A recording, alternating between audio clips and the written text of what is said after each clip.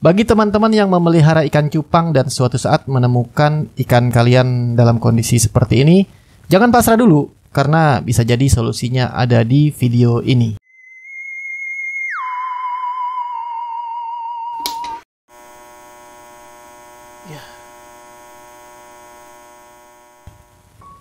Ikan yang tadi nanti dibahas lagi, tapi saya ada satu ikan lagi yang gelagatnya mirip-mirip. Ini belum separah yang tadi, tapi kalau dibiarin sepertinya akan ya mungkin lebih parah dari itu. Ini masih siripnya masih bergerak, tapi udah mulai nggak mau makan, warnanya berubah makin pucat, dan dia ngambil nafas terus kayak gitu. Jadi kalau dibiarin biasanya sehari 2 hari akan ditemukan dalam keadaan kaku dan badannya putih-putih gitu. Pokoknya saya nggak mau gagal lagi memelihara ikan cupang. Jadi setelah beberapa kali mengalami yang seperti demikian dan cari solusi sana sini, terus saya kombinasikan, nah jadilah tutorial ini.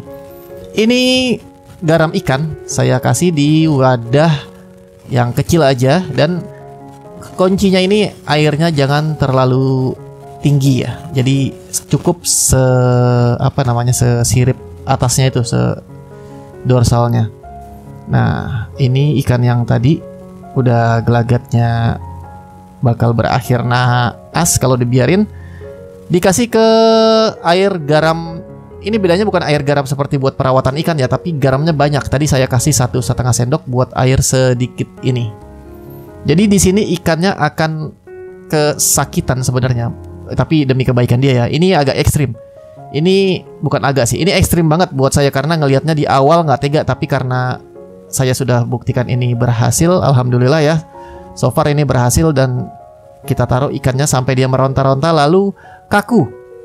Biasanya sekitar 1 menit kurang lebih lah. Ini nggak saya potong videonya supaya kalian tahu seberapa lama sih kira-kira seperti ini. Nah, dia masih bergerak, tapi aduh nggak tega sih. Udah sampai monyong-monyong gitu, dan nah kaku dia. Udah terlihat seperti mati. Ya, kaku ya.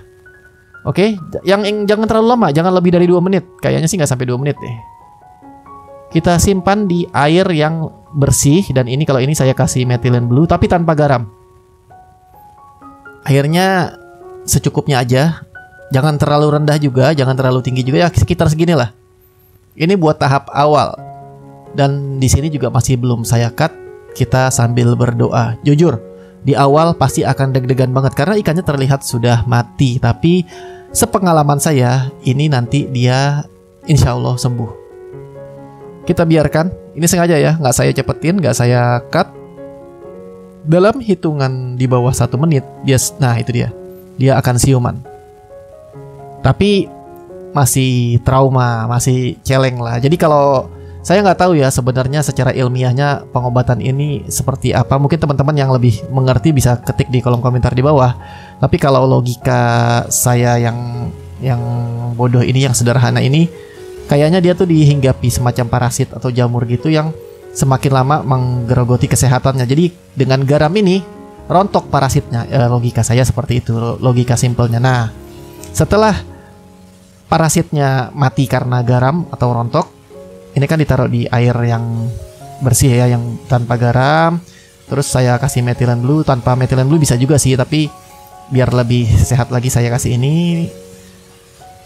Nah, ini masih menghilangkan trauma dia di treatment tadi, di air garam yang ekstrim tadi.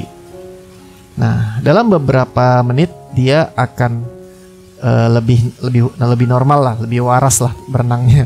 Setelah itu akan kita pindahkan. Nah, tapi kalau ini nih, kan kelihatan tuh dia masih mau berusaha ngambil napas ke atas, tapi tenaganya karena dia lagi sakit nggak ada. Nah, karena itulah saya akan pindahkan dia ke air bersih yang lebih dangkal seperti ini. Nah, sebenarnya kalau buat ikan cupang plakat bisa lebih rendah lagi dari ini. Ini karena ini half moon, jadi dia siripnya lebih panjang. Saya agak tinggi sedikit.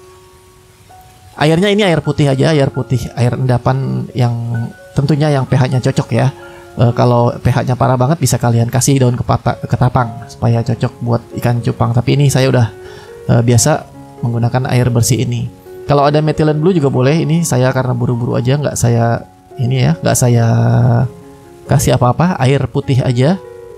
Barusan saya kurangin lagi karena sepertinya masih agak terlalu tinggi.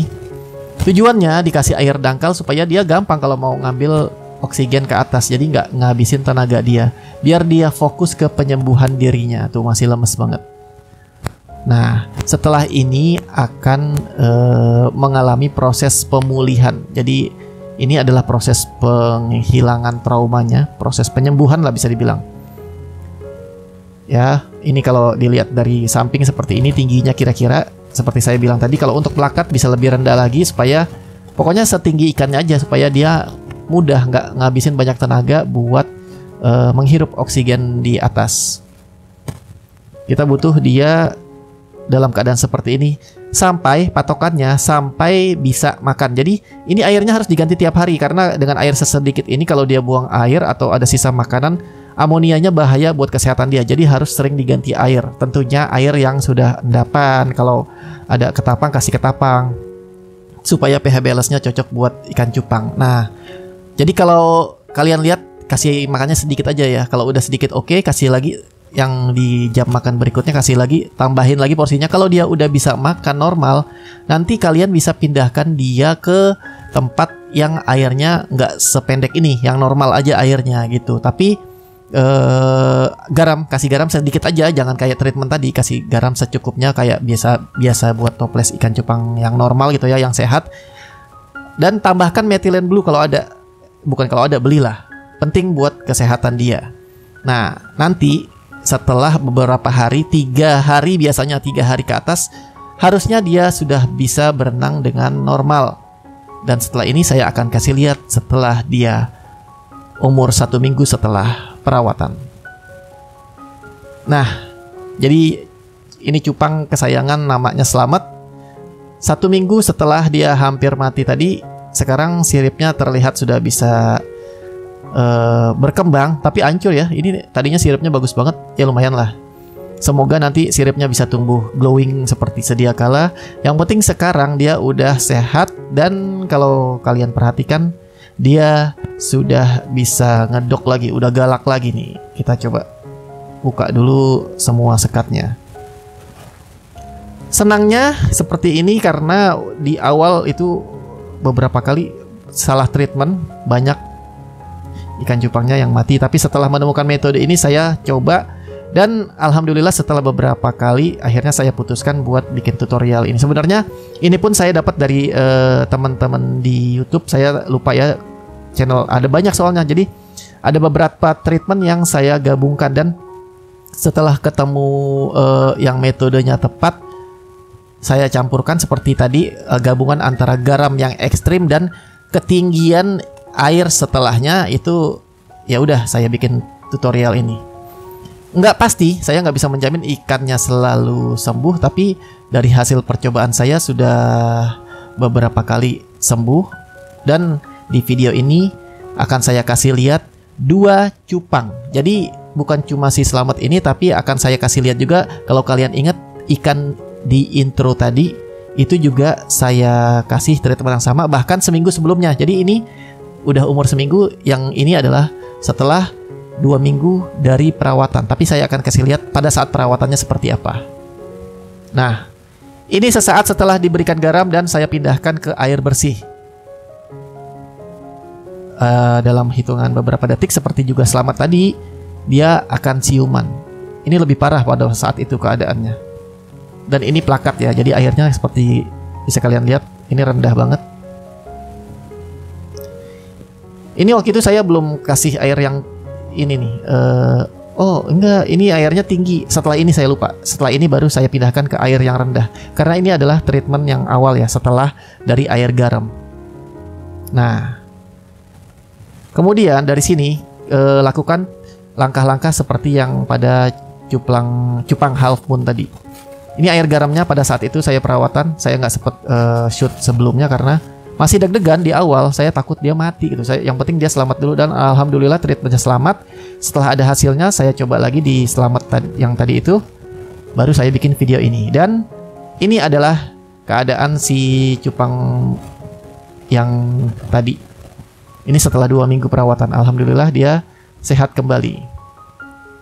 Nah, semoga dengan video ini teman-teman yang lagi nyari ada cukup bukti dan bisa diikuti caranya kalau kalian berani cara ekstrim ini. Karena saya nggak berani menanggung resikonya, tapi saya hanya sharing pengalaman apa yang sudah terjadi dan alhamdulillah di saya hasilnya positif semua. Semoga informasinya bermanfaat dan sampai ketemu di video OA Hobbies berikutnya. Kalau ada pertanyaan silakan di kolom komentar. Tolong karena channel ini baru, bantuannya untuk di share. Kalau subscribe terserah, kalau menurut kalian bermanfaat boleh di subscribe. Oke? Ya, dia udah bisa ngedok lagi. Sampai jumpa teman-teman.